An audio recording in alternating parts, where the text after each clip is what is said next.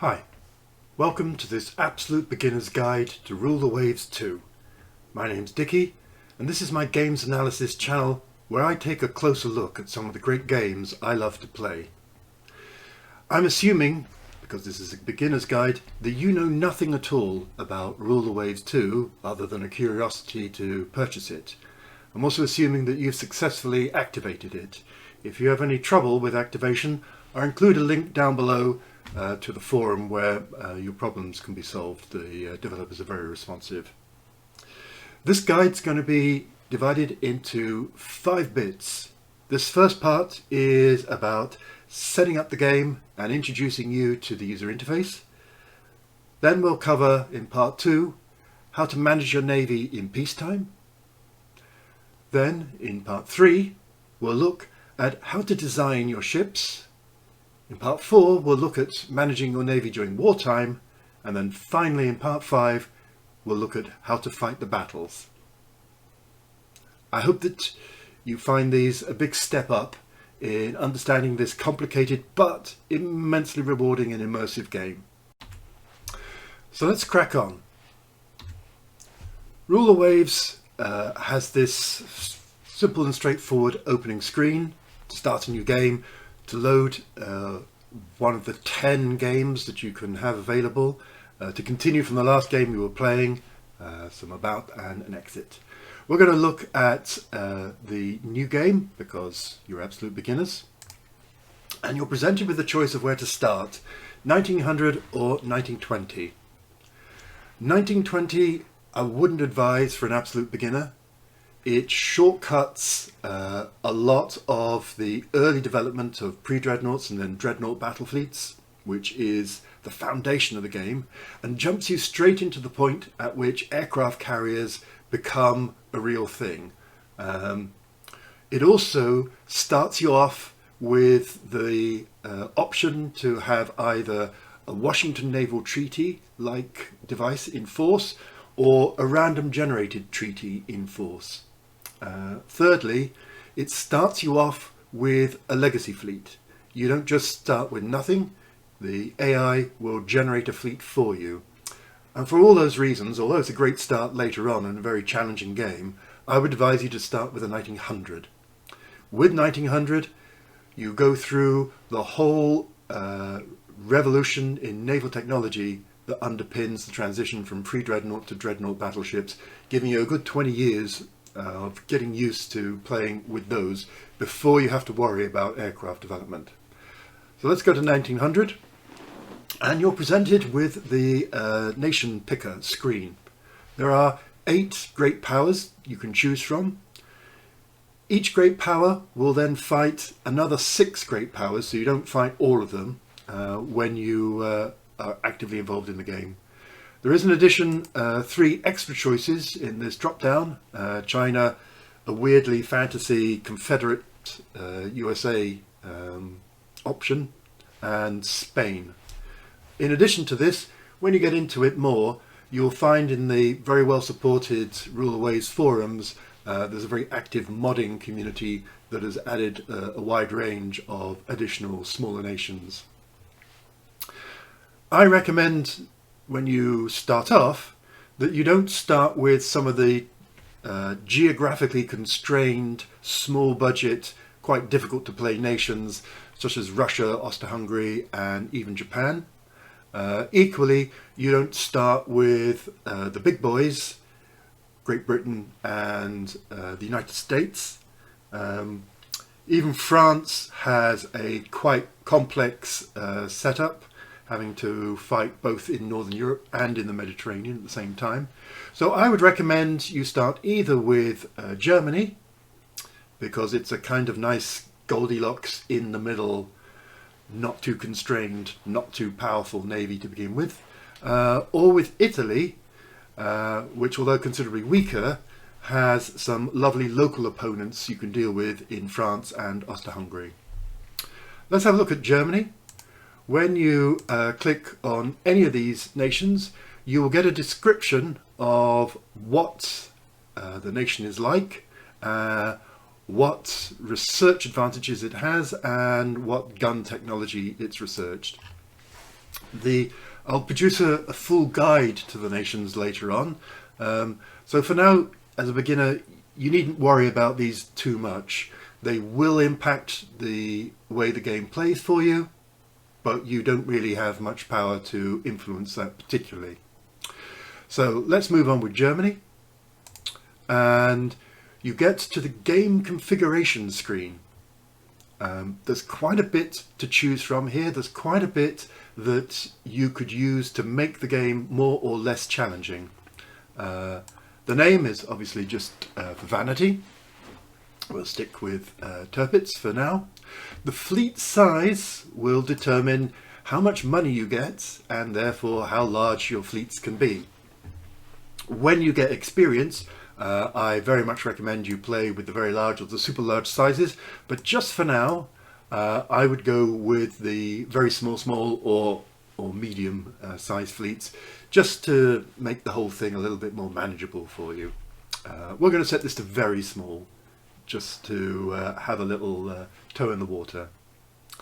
Historical resources option here will, if you tick it, give you, oddly enough, historical resources. They are really difficult because at the very beginning of this period, the Royal Navy utterly dominated the financial spend on how much it gave its navy and therefore the size of its navy, with the USA increasing rapidly to overtake Britain in the 19-teens. If you don't play with historical resources, the game levels up the budgets to a certain degree, making it easier. So as a newbie, I would recommend that you don't play with historical resources to begin with. The research rate allows you to experiment with cooling down the rate of technological development. You certainly could play with this. I think as a starter, I would want you to see just how frenetic the development of naval technology was at this period, and really remained at a high level throughout the first half of the 20th century. It means that every time you design a new capital ship, a battleship, a battle cruiser, and then later an aircraft carrier, you are likely to have some of its features being obsolescent by the time it's commissioned, and you could have built a much better ship the 2 to 3 years later that it takes to build and then commission a new ship. But for now, I would leave it as is, and then you can experiment with turning it down. And some players like to play the research turned down all the way to sort of 10%, so that they are fighting for a long time in the pre-dreadnought or dreadnought era. Varied technologies changes the impact of various technologies. This is really for experienced players who get used to the tech tree, and that this follows this, and that this is a particularly important one, and so on, and I must try and get that one or pay for it from another nation. Nations will offer you at a price various technologies. You don't just have to develop them all on your own. Varied technologies randomizes the impact, making some less important or more important. But because you're a newbie, I would leave it as it is, because you're not really aware of what the technologies will do in any case. Harsher peace deals is the developers nodding to the annoyance of many players when they would achieve a stunning naval victory and they would have 100,000 victory points lead over their enemy, and then come away with a peace of nearly nothing. Now, the developer argument is you just control the navy, you don't control the army, you don't control the economy, you don't control the wider diplomatic or political context, and it's not just down to you how successful the peace is, even though you may have played your part. But because it annoyed various people, they've included this harsher peace deals, so if you are leading by a wide margin in your war, you will pretty much get something out of it, and you'll avoid those deeply frustrating times when you do really well but come away with nearly nothing in terms of possessions. AI advantage, is what it says it is. I've personally never played with it. The AI seems to do fine just as it is. But later on, if you get really, really good, you might want to make this a more challenging experience and just tweak the AI. One that you might think of doing is slow aircraft development. As a newbie, I would want you to get really solidly sure about how to command ships and fight battles and design ships that do the kinds of missions that you need them to do, without having to worry about the additional complexity of designing aircraft, operating aircraft, and fighting battles with aircraft. Now, you do get quite a long time before the aircraft really get to be a thing, a good 12 to 15 years in game time, but by clicking slow aircraft development, you can push that out by a fair degree and give yourself some elbow room to really get your feet under the table of this game's basic mechanics. Likewise, the maximum airbase size is a way of reducing the overall impact of aircraft in the game. So at max it's 100 per airbase, but you could lower that right down. This means that aircraft are less powerful, probably more used for things like scouting rather than becoming the principal weapon that dominated naval warfare. I would play without, leave it as it is now, but if it gets to be a problem, you can just cool it down until you feel comfortable. The final one is manual build of the legacy fleet. Now, if you do the 1920 start, you don't get a choice for this. You get a legacy fleet, one generated by the AI. If you don't tick this box, likewise, you will get a fleet given to you from your notional predecessors. And an interesting collection of ships it might well turn out to be too. When you get good and feel comfortable, I would certainly recommend you ticking this so that you design your own legacy fleet. And I normally do this. But as an absolute beginner, I would just leave it as it is and let the game give you a starting point. Finally, you need to click on one of these game slots. So I'm going to click on number 9. I was just having a little experiment with Spain there, but I'm done with that. As you can see, you can only have 9 slots for the game. If you wanted to save a game, you could go into Windows and copy the folder and place it somewhere else, but in practice I've never really found that a problem. So click a gaming slot, click OK. It warns you that this is going to erase my Spain game, that's fine, and off it goes. And it will just take a moment to generate a new fleet for me. Boom, and there it is. Now it's just a small fleet because we're playing with a very small size, and here it all is listed out. So I'm just going to take a few minutes to take you through this screen just so that you can see more clearly what's going on here. So first of all, you have the type of ships using this abbreviation system that most people are familiar with if they've studied naval warfare at all. It's borrowed from the United States Navy. B for pre-dreadnought battleship, CA for armoured or later heavy cruiser, CL for protected or later light cruiser, and DD for destroyer. There's also a code for corvettes, which covers both colonial gunboats and anti-submarine ships and mine layers, but you haven't been given any of these at the start. Each ship has a name. You can see in the German system the destroyers just have a number and a letter. The letter is associated with the shipyard that built them. Each has a class, and then just summary details of the ship are given to you. Its displacement, its speed. The speed has a number of little codes associated with it. So if it was long range or extreme range or short range, it would have an L, an E or an S associated with the speed. And if it has cramped accommodation, it will have a small a associated. So here you can see the 3 German battleships are cramped. This is a weight-saving device, but it does mean that if you send your ships outside of your home areas, they will start to fatigue and lower their crew quality. Their radar fitting, which obviously isn't something until the late 1930s, is given here. Their anti-submarine value is stated here. Not very helpful at the moment because submarines haven't been invented. The year that they were built and their current location, which is entirely in Northern Europe, which is Germany's home area. If we'd played with a larger size for Germany, we would have to put some of these ships into foreign stations. They would have been deployed abroad in order to protect Germany's empire.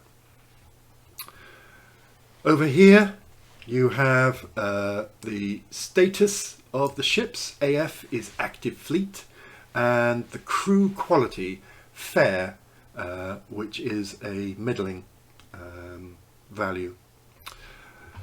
Then finally you have how much do these individual ships cost to maintain every month, and summary description of its armament layout.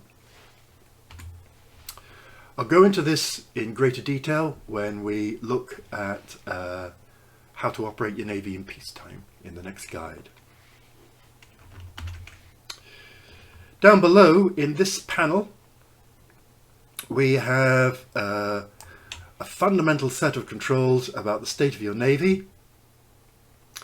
In particular, I want to draw your attention to this middle column, the money. Money is absolutely crucial in building and maintaining your navy. Without it, if you go into a negative spend, you will soon get punished. The initial punishments are you will lose prestige. Your prestige is recorded here and is the victory points of the game. Now, for me, prestige isn't that important. I mean, it's nice. You start with 20. It's good to see it go past 40, 60, 80, 100. But really, the beauty of the game is it's a narrative game. It's the unfolding story of great ships, well designed, that are successful in battle and victorious in war. Sure, the prestige is nice too. So if you overspend, you will lose prestige, and if you overspend over the course of 5 or 6 months, you'll be booted out of the game as a rubbish admiral. So don't do that. Of particular note is these two at the bottom. These are your meat and drink, really. Your monthly balance. Are you building a small surplus or are you losing money? And your war chest, your funds. So at the moment, Germany only has a small balance and only has a small war chest. So I would let this grow a little bit before I built my next ship. In part because we haven't had any major new technologies coming through. In part because we're already spending quite a bit on construction. You can see that figure here. So of our monthly budget, which is 6,000, we are spending over half on construction. You can see the construction over on this second tab here, well, third tab, ships under construction. So you can see we're building a couple of battleships, and they're going to take just under 1.5 years to join the fleet. So that's a good amount of money before all of this comes along.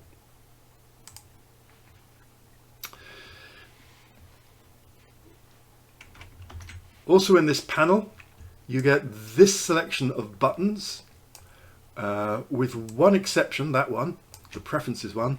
All the others are about how to maintain and operate your fleet. And I'll go through them in the next guide in detail. You don't particularly have to worry about it just now.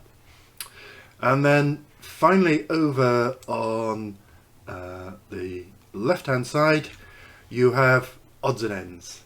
So you've got the prestiges, as I mentioned. You've got the tonnage on foreign stations. This is how many ships do you have to send out across the world in order to fulfill your imperial commitments. Different nations have different commitments, and your choice of very small, small, medium, large, larger, super large, the bigger the fleet, the bigger your imperial commitments will be. So in this small one, just for now, you're okay. You don't have to do any. Your dock size is how big a boat you can actually build. So the Germans are limited to 14,000 tons. Now I happen to know in the 1900s start that Britain, for example, is able to build a 16,000 ton ship. So one of the things you want to do is hit this build button to increase the size of your docks.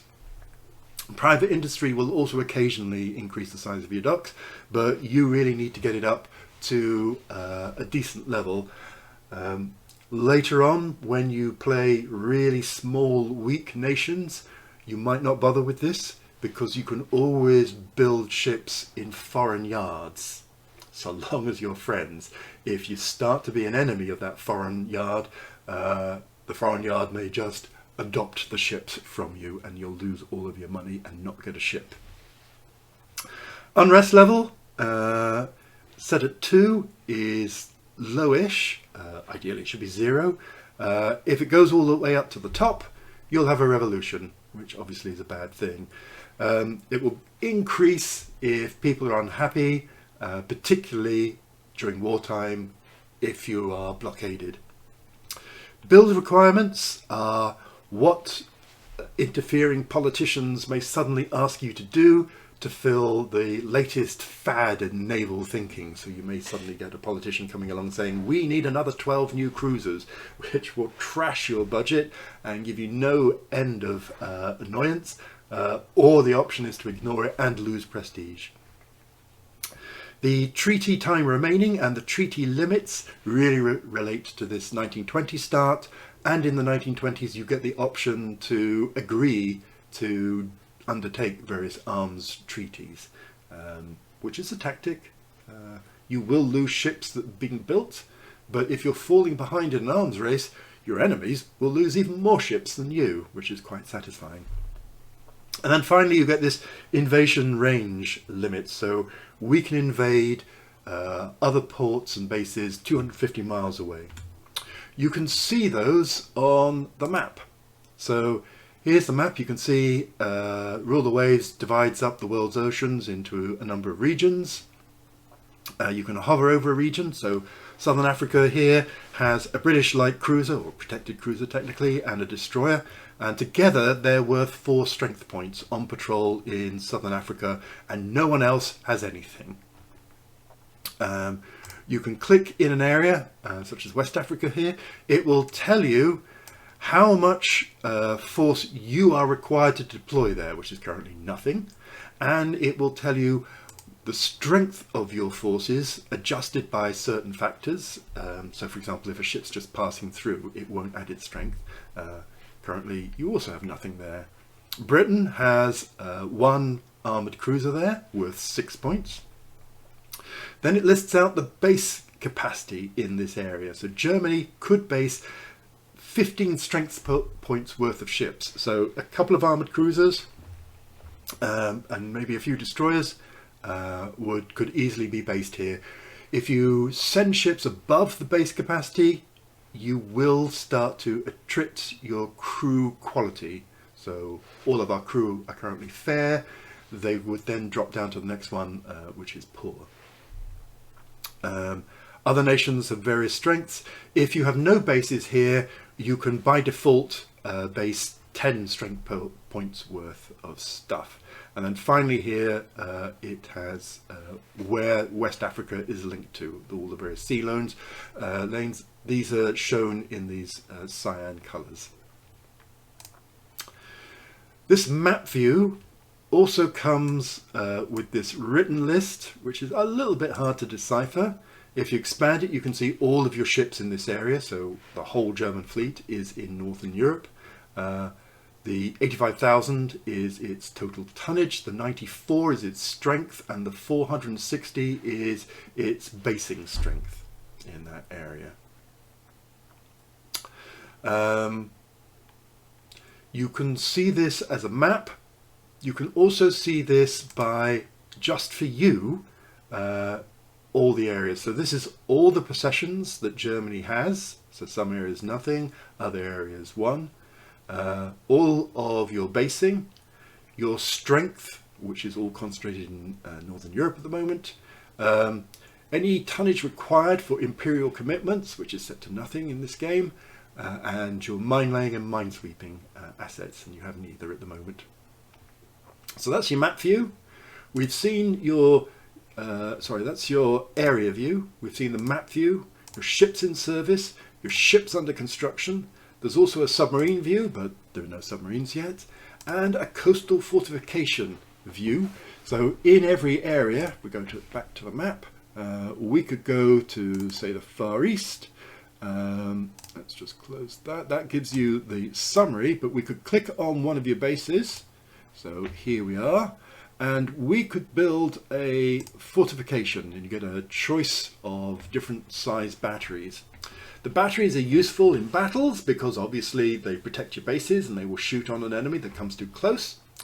They will also be centers around which mines will be laid. So the more coastal batteries you have, the more minefields you also have. Later on, you'll develop a tech to have motor torpedo boats, and they're treated in this same way as if they were a battery because their range is so short. And when aircraft come along, you will also be able to build both air bases for airplanes and airship bases. So let's look at a nice big 11-inch coastal battery. How many batteries you'll build. It'll take 10 months. It'll cost 12,000, which is 1,200 a month. If we look down at your monthly balance, you only have 660, so that would put you into a minus and draw down on your available funds. So we might make that a more modest 6-inch battery. That only costs 400 a month, so I'm fine with that. Let's do that. You can also choose to improve your base. So your base capacity at the moment is 30. Improving it will set it up a little bit. That's very much a strategic decision for you. If we go back to the map mode, we have the ability, for example, to see comparative strengths. Yes, you can see the strength if you double click in, and you can see that only Japan has strength in this area. We can also see this as bar graphs. We have a look at Northern Europe. You'll see we, in grey, us, are the most powerful fleet in Northern Europe. Hurrah! Obviously the Royal Navy could pull in ships from its worldwide commitments, but currently we're slightly ahead of it. We're also a little bit ahead of France and of Russia. So that's this strengths bars. You can also have a look at the invasion range. So the invasion range is given down here, 250, but what does that really mean? Well, if we look and we just zoom in, I'm just using the mouse wheel to zoom in, it means, for example, that we could invade Germany, Russia's Baltic states. However, we couldn't invade Norway, even if it wasn't neutral. The grey means it's neutral. You can only invade places that are owned by another great power that you're at war with. And we can't quite, I think, well, can we? Invade England. We might be able to invade England, actually. That'd be interesting. Take off the ranges. New research will increase the range. You're also given a list of places which have oil. This is really helpful when you come to think about which possessions you would like to take off your opponent if you win a war. So be aware of which areas have oil. Eventually oil gets to a point where everybody can use oil, but early on you can only use oil if you have it yourself. So that's the map. Ships in service, ships under construction, submarines, coastal fortifications, ships sunk. Hardly ever look at that for obvious reasons. Your area overview, and then finally your base overview, which takes your areas and explodes them so you can see all the different bases. This isn't terribly useful early on because all it's showing is the base capacity. You can decide to improve these with extra air bases and airbase bases. But since aircraft aren't a thing yet, your air capacity and your airships are nothing at the moment. So that's the basic interface. This is where you will do a lot of your work in terms of managing your peacetime navy and your wartime navy and deciding when to design ships. The last thing I want to show you is the collection of controls on the right hand side over here. This is your tension levels, your temperature chart for how you're doing with the other great nations. You will want to decide who you want to go to war with next, and see how tension against that country is rising.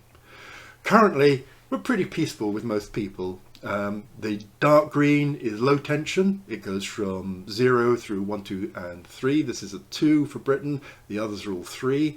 With America, you have a slight little increase of tension. The olive green is 4, goes up to 5 and 6. After that, it goes into yellow, 7, 8, 9, and then orange, 10, 11, up to 12, I think. When it goes to red, you're at war. Underneath is a set of controls for your intelligence effort. How much money are you spending on espionage and naval attaches to understand what's going on in those countries? When you're at war with somebody, you absolutely want that intelligence effort to be high. When you're not, you probably want a good intelligence effort at the country you've decided you want to go at war with, and with the technologically advanced nations who have the most rewarding spying opportunities. That's Britain and America, usually, by the way. Underneath that is a button to control viewing all the previous messages. As you go through the game, you get a ton of messages, and also all the previous intelligence reports. And the final screen that I want to show just now is this, the Almanac. The Almanac gives you a comparative view of the naval world. So here are all the various countries. Germany as ourselves. It tells you the naval budget, so we're on 72,500, which is pretty good. It's the second highest naval budget, with Britain classically in the lead. America's budget will increase quickly, and unless we do well in war, probably overtake us. Then how many ships in service and under construction you have, and what their tonnage is. Often you can use tonnage as a synonym for quality. If you've got big ships, they're probably going to be better ships. So for example, Germany has 3 battleships for 39,000 tons. Italy has 3 battleships for 46,000 tons. They might be a bit better than us. Looking at this gives you a pretty at a glance view of how you're doing. So we've got 3 battleships and 2 building. Britain has 5. So actually, unless the Brits get moving, they will, we could level up with them. France will have 4, Italy 3, Russia 6, Japan 2, and America 3. It's worth your while to come and visit this fairly regularly. In addition to being able to see how many ships you have, you can click on each individual nation and it will give you their national data. This is the data that you saw in the country picker chart. Plus it will show you how well your research is doing. It also shows you a summary of the ships, and you can look at these ships, and it will show you the ships that you've sunk. So let's say we want to have a war with France. We haven't sunk any French ships, but here's the French warships. You can double click and you get a kind of Fred Jane's All the World's Warships summary overview of their armaments, guns and torpedoes, the thickness of their armour belt, and their displacement and speed. So that's great. They're only 17 knots with 7.5-inch belts. If we look at ourselves, we're 18 knots with 9.5-inch belts. So ever so slight qualitative advantage, which could well help a bit. So that's your almanac for taking the temperature of how you're doing comparatively with the rest of the world. So that's it for now. Join me for the next guide when we'll have a little look at how to operate your peacetime navy for a few months before we get into the really fun part of building and designing new ships for yourself. Thank you. I hope you found this useful. If you've enjoyed it, please click like to tell YouTube that you found this a useful video. Thanks a lot.